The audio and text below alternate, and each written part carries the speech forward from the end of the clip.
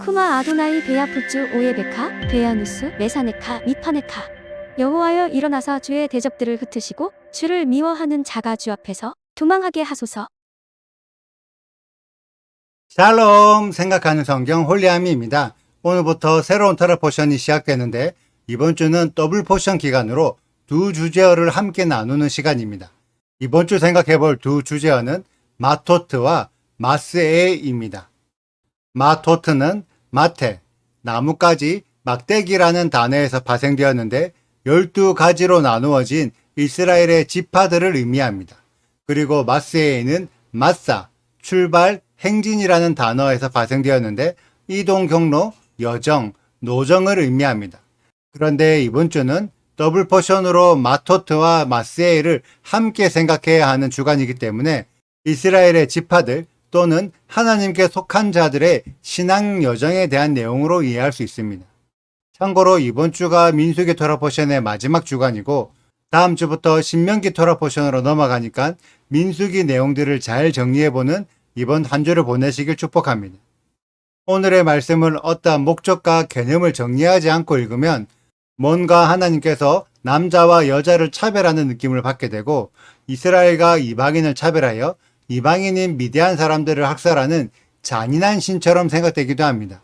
그래서 우리들은 오늘의 말씀을 읽을 때 하나님께서 원하시는 이스라엘이 어떤 자들인지에 대한 개념을 정확하게 정립하고 읽으셔야 합니다. 먼저 이때의 이스라엘은 가나안 땅에 들어가기 위해 정렬된 하나님의 군대들입니다. 군대라는 표현을 사용했다는 것은 뭔가 조직 구조를 형성하고 있고 상명하복의 질서가 잡혀 있다는 기본 전제를 가지고 있어야 합니다. 그렇기 때문에 이때의 이스라엘은 하나님의 명령을 받아서 그 명령을 그대로 지켜 수행하는 자들이었습니다. 그리고 이들은 하나님의 백성이기도 했습니다. 백성이라는 표현은 국가적인 개념이 형성되어 있어서 그 국가 안에 소속되어 있는 사람들을 의미합니다. 그래서 하나님의 보호를 받으면서 하나님께서 정하신 법을 지키는 자들에게 백성이라는 개념을 사용할 수 있습니다. 이렇게 군대와 백성이라는 개념을 가지고 이스라엘을 생각해 본다면 분명히 아브라함의 수많은 자손들 중에서 이스라엘에 포함되어 있는 자들도 있지만 이스라엘에 포함되지 않는 자들도 있습니다. 그래서 아브라함이라는 나무에서 여러 자손들이 가지처럼 뻗어졌지만 그 중에서 특별히 이스라엘이라고 부르는 가지도 있고 이스라엘이라고 부를 수 없는 가지들도 있습니다. 이 차이를 구분하시겠죠? 그러면 이 개념을 다시 이스라엘에게 적용해 보겠습니다. 분명히 이스라엘 공동체 안에 많은 사람들이 섞여 있는데 그 중에 하나님께서 원하시는 믿음을 가진 사람도 있지만 믿음이 없거나 다른 형태의 믿음을 가진 사람들도 포함되어 있습니다. 그래서 이번 주 말씀은 여러 이스라엘 사람들 중에서 특별히 하나님께서 원하시는 믿음을 가진 사람들을 뽑아내고 아닌 믿음을 가진 사람들을 갈라내는 과정이라고 이해할 수 있습니다. 이러한 관점으로 30장을 읽으면 기본적으로 어떤 사람이 하나님께 서원을 했다면 그 서원을 마땅히 지켜야 합니다. 그런데 만약 어린 여자거나 남편이 있는 여자의 경우에는 아버지나 남편에게 서원의 내용을 허락받아야 지킬 수 있습니다. 여자가 서원을 했어도 아버지나 남편이 서원의 내용을 인정하지 않으면 그 서원은 무효가 됩니다. 이런 부분들에 대해 혹자는 하나님이 남자와 여자를 차별하여 여자의 인권을 무시한다고 주장하기도 합니다. 이에 대해 우리들은 왜 하나님께서 이런 말씀을 마토트의 시간에 말씀하셨는지를 생각해 봐야 합니다. 성경은 기본적으로 가정 중심 공동체로 이루어져 있고 그 가정은 가정의 책임자인 아버지의 권위 아래 질서 있게 정렬되어 있어야 합니다. 가정의 질서가 잡혀야 그런 가정들이 모여있는 친족 공동체도 질서가 잡히고 그러한 친족들이 모여있는 민족 공동체도 질서가 잡히게 됩니다. 그래서 하나님은 이스라엘 민족 공동체를 하나님의 군대로 정렬시키기 위해 가장 작은 단위인 가정에서부터 아버지와 남편의 권위 아래 정렬되어라고 말씀하신 거예요.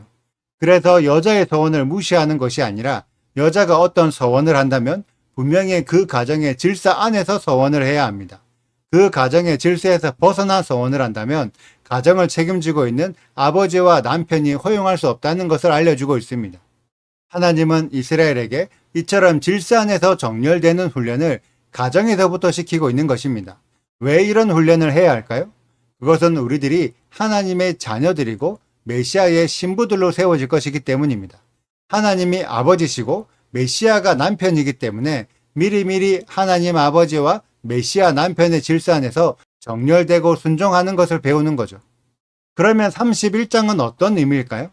우리가 하나님의 건의 안에 정렬되어 있어야 하는데 그것을 막는 존재들이 있다는 거죠. 하나님은 그런 존재들을 갈라내고 제거해라는 명령을 하고 계신 겁니다.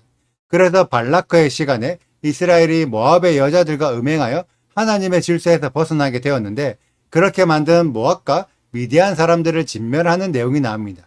이때 많은 사람들이 우르르 몰려가서 싸우면 쉽게 이길 수 있겠지만 분명히 그 안에 믿음이 연약하여 다시 넘어질 자들이 포함되어 있습니다. 그래서 하나님은 믿음이 연약한 자들을 제외시키고 하나님의 질서 안에 정렬되어 있는 하나님의 군대들만 보내게 되는데 각 지파별로 1000명씩만 모아 12,000명만 보내어 미디안과 싸우게 합니다. 그런데 고작 12,000명이지만 미디안의 모든 남자들을 다 죽이고 미디안의 5왕과 부올의 아들 발람까지 죽이는 대승리를 거둡니다. 여러분들은 이 내용을 보면서 하나님의 질서를 무너뜨리는 주체가 누구라고 생각하십니까? 물론 바알을 섬기는 미디안의 우상 숭배자들이나 발람과 같은 거짓 선지자들은 이스라엘의 대적이 맞습니다. 그런데 우상 숭배자들 때문에 이스라엘이 무너졌다고 생각하시나요? 31장의 말씀을 자세히 읽어보면 이스라엘은 내부의 지도자들 때문에 무너졌었습니다. 그리고 그 지도자들에게 동조한 백성들 때문에 스스로 무너진 것입니다. 그러면 우리들이 하나님이 원하시는 온전한 믿음으로 세워지려면 누구를 조심해야 할까요? 교회 안에서 성경에서 벗어난 잘못된 가르침을 전하고 있는 목회자들을 경계해야 하고 그런 목회자들의 가르침을 무조건 맹신하는 교회 성도들 스스로를 가장 주의해야 합니다. 이번 주 내용은 계속 이 부분을 경고하고 있습니다. 똑같은 은혜를 받은 이스라엘 공동체 안에서도 질서에 정렬되어 온전한 믿음을 세운 자가 있고 질서에 정렬되지 못하여 다른 믿음을 가진 자가 있는 것처럼 똑같은 성경을 보면서 성경적인 가르침을 이해하는 자가 있고 전혀 다른 엉뚱한 믿음을 가진 자도 있습니다.